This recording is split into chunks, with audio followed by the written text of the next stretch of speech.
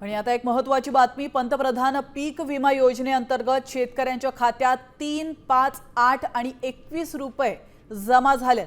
त्यामुळे शेतकऱ्यांनी संताप व्यक्त केलाय।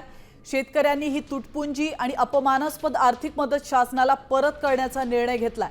निसर्गाने सतावलेलं असतानाच आता सुलतानी ताप शेतकऱ्यांना सहन करावा लागत असल्याचं समोर आलंय।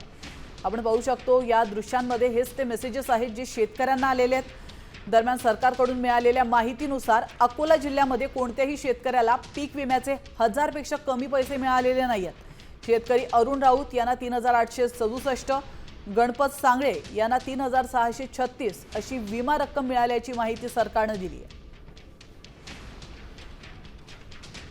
मला आपलं प्रधानमंत्री फसल विमा योजनेचे 21 रुपये 85 पैसे माझ्या अकाउंटला जमा झालेले आहेत। तर ते म्हणजे 21 रुपये देऊन शासन आम्हाला काय म्हणू इच्छित आहे शेतकऱ्यांना। 21 रुपयात साधं एक समजा आपण काही घ्यायला गेलो ते शेंगदाणे साखर सुद्धा काही 21 रुपयात मिळत नाही। तर मी ते आमची जे थट्टा शासनाने मजा घेतली शेतकऱ्याची ते या धनादेशाद्वारे जिल्हाधिकारी मार्फत शासनाला परत करायसाठी आलेलो आहे। प्रधानमंत्री पीक विमा योजनेअंतर्गत 13 रुपये 16 पैसे आलेले आहे।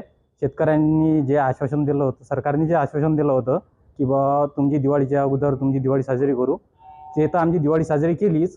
आता आम्ही शेतकऱ्याची म्हणजे सरकारची दिवाळी साजरी करणार आहोत। हेच पैसे आम्ही त्यांना आता परत देणार आहोत। या पैशात त्यांनी सरकारनं आपली दिवाळी साजरी करावं।